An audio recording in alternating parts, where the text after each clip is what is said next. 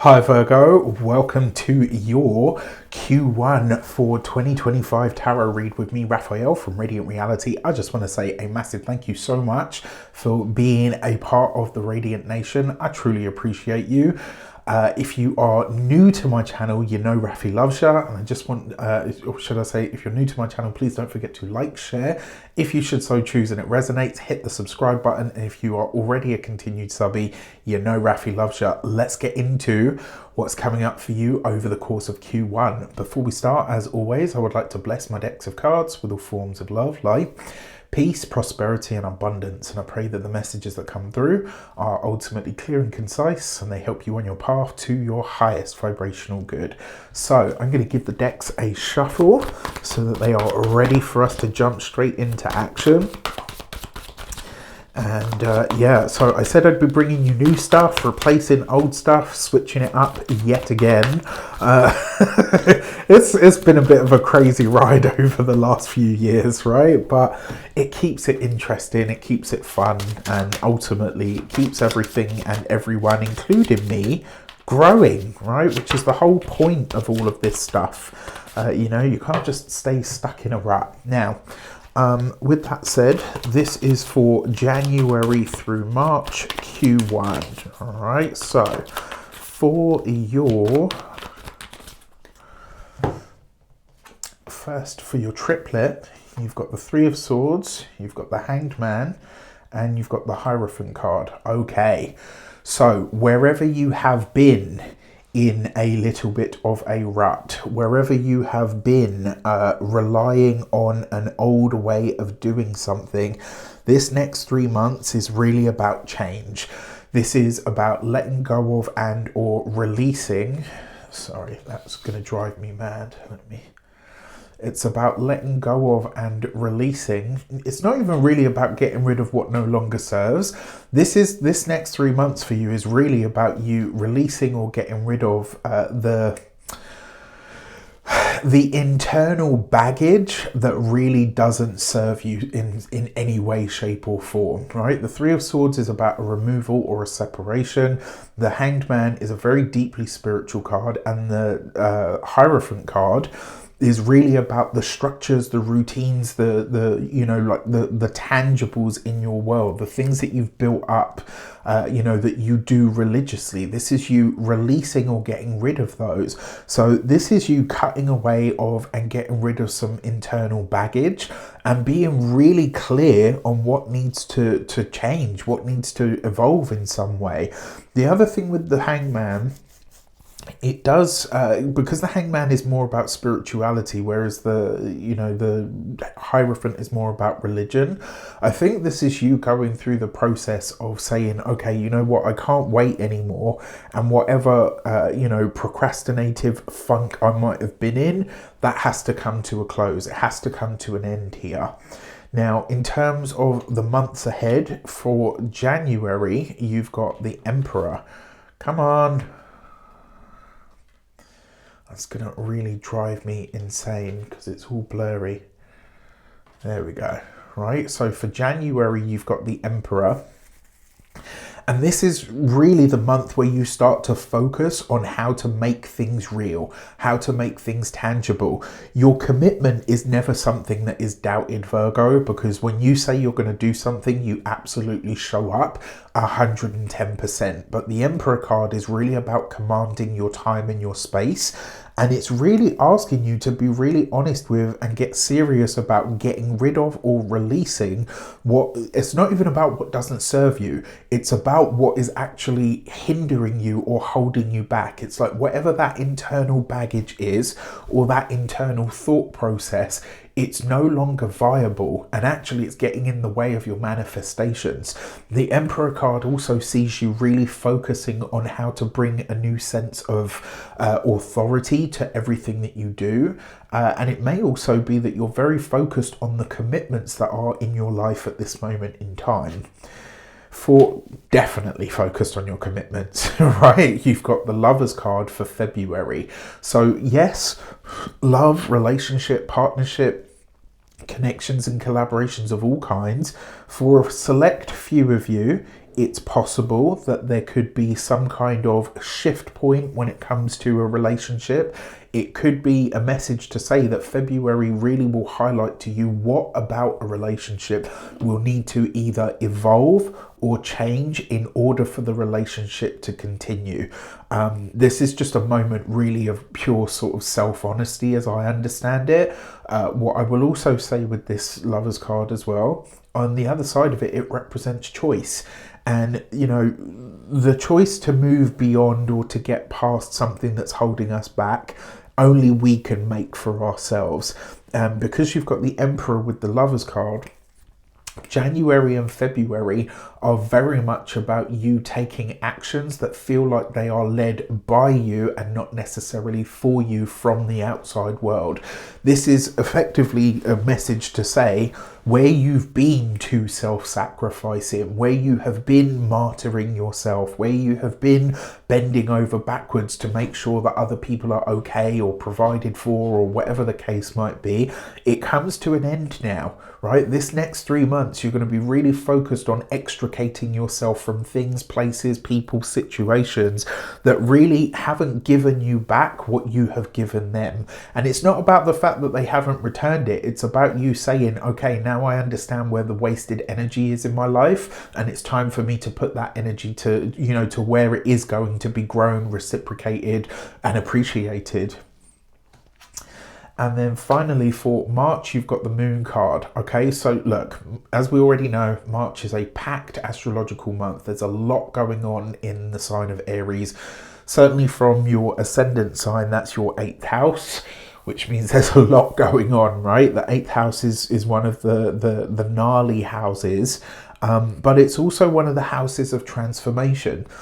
March will probably be a very reflective month for you, where you're really taking stock of everything that's unfolded up until this point. And it may be like one of the messages that I want to give you is be really mindful of knee-jerk reactions in March, all right? Because it's quite possible that you could, you know, whatever arises, rather than sort of navigating it on a conscious level, you might just get into your sort of really instinctual self and just start reacting. And that's not going to be good for you in the long run, all right? Okay, so that's your month's breakdown. So for your life sectors, for your actions and options, you've got the 4 of Wands. There will be many reasons for you to celebrate over the next 4 months, over the next 3 months, which I love. It also tells me that you are focused on bringing more fun and pleasure and enjoyment into your life. I could not say any more about how much I'm so happy about, like, to see this for you, because those cards, it suggests that it's all been, you know, very focused on work and everything's practical and the resources and the this and the and the relationships, but this is about fun, right? Bringing more fun, more pleasure, more enjoyment, finding more reasons to celebrate. The options that are available to you will absolutely be for that. For your communications and conversations, you've got the Lovers. That's the second time the Lovers came up for you. And so when it comes to your the communications in general, this is going to be a time of really consequential decisions. When it comes to you know, there's going to be a lot of big choices to be made. When it comes to oh gosh, come on, brain. Yeah, when it comes to those of you that are studying or in some form of academia, ooh, excuse me, nice big energy shift there. It may be, with the Lovers card, it might be that you decide to, it's not that you're stopping your studies completely, but you might start to change the direction that your studies go. So if you're studying or in academia, you might say, right, you know what, I want to start studying a different branch, or I want to go in a different direction. If you're employed by somebody else, really and truthfully, if you're employed by someone else, your love life is going to be more of a focus to you than your work. And I actually think that's a good thing, right? And then when it comes to those of you that are business owners, entrepreneurs, solopreneurs, people that work for themselves, this is you figuring out how to bring your, you know, even if you're a one-man band, This will be you thinking about how to diversify or to hire somebody. If you have a team, this might be you thinking about how you can get that team together, more than just like an online Zoom call to have a chat and a drink or whatever, but like to actually get together in person so that you can build a stronger team rapport.